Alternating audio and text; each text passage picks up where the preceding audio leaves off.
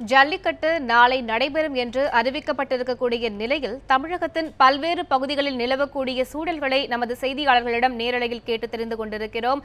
தொடர்ந்து அவர்களிடம் தகவல்களை பெறலாம். அதற்கு முன்னதாக கோவை வஉசி மைதானத்தில் நடைபெற்று வரும் போராட்டம் குறித்து கூடுதல் தகவல்களை நமது செய்தியாளர் ஷெர்லி தந்திருக்கிறார். அதனை தற்போது காணலாம். ஜல்லிக்கட்டு நடத்துவதற்கான ஒரு அவசர சட்டமானது பிறப்பிக்கப்பட்டுள்ளது. இருப்பினும் இங்கு இருக்கக்கூடிய மக்கள் தங்கள் தொடர்ந்து போராட்டங்களில் ஈடுபட்டு வருகின்றனர். அது குறித்து இங்கே கேட்கலாம்.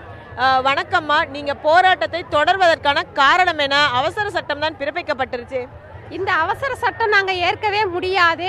நிரந்தர சட்டம் வரணும். எங்கள் தலைமுறையும் சரி, இன்னும் 1000 வருஷம் ஆனாலும் இந்த தலைமுறை நீடிக்கிறதுக்குன்னா இந்த ஜல்லிக்கட்டு எங்களுக்கு கண்டிப்பாக வேணும்.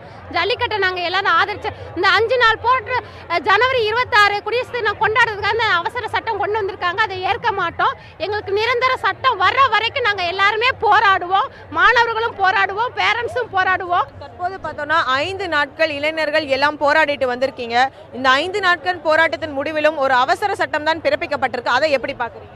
அவசர சட்டம் கொண்டு வந்திருக்காங்க. ஆனால் வந்துட்டு இது வந்து டெம்பரரியாக தான் கொண்டு வந்திருக்காங்க. எங்களுக்கு வந்து கடைசி வரைக்கும் ஜல்லிக்கட்டு வேணும் நடத்தணும். எங்களுக்கு அதுக்கு வேண்டி தான் நாங்கள் எல்லோரும் 5 நாள் உட்காந்துருக்கோம். எல்லோரும் காலேஜ் ஸ்கூல் எல்லாம் லீவ் விட்டுருக்காங்க. லீவ் விட்டு என்ன பிரயோஜனம்? அவசர சட்டம் தான் கொண்டு வந்திருக்காங்க. எங்களுக்கு வந்து லைஃப் டைம் வரைக்கும் எங்கள் ஜல்லிக்கட்டு நடத்தணும் அப்படின்னு கொண்டு வந்தால் தான் நாங்கள் எல்லோரும் இங்கேருந்து கலைஞ்சு போவோம். இல்லை எல்லோரும் இங்கே தான் உட்காந்துருப்போம். நாங்கள் இந்த போராட்டம், அதாவது லட்சக்கணக்கான இளைஞர்கள் ஒன்று கூடி தங்களுடைய சொந்த வேலைகளை விட்டு இந்த போராட்டத்தின் முடிவு இந்த மாதிரி ஒரு அவசர சட்டமா வந்திருக்கேன். இதை நீங்க எப்படி பாக்குறீங்க?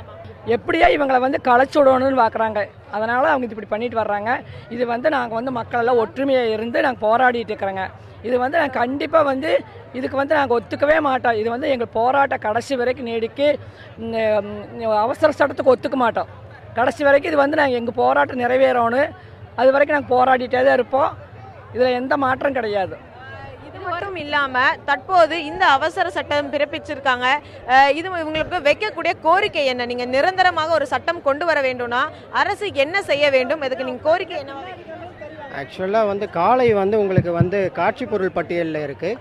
காட்சி பொருள் பட்டியலில் வந்து சிங்கம், புலி, கரடி இது போல் மிருகங்கள் தான் வந்து காட்சி பொருள் பட்டியலில் இருக்குது.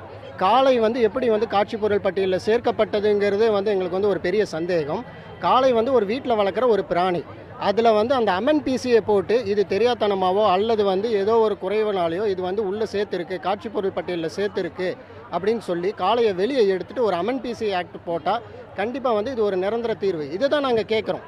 ஜல்லிக்கட்டு நடத்தணும்னா வந்து நாங்கள் கேட்கறது வந்து ஜல்லிக்கட்டு இப்போதைக்கு வந்து டெம்பரவரியாக நடத்தணும்னு இல்லை. காளையை காட்சி பொருள் பட்டியலில் இருந்து வெளியில் எடுக்கணும். அது எடுத்தாவே நமக்கு வந்து 90% ஆஃப் த ப்ராப்ளம் சால்வ்.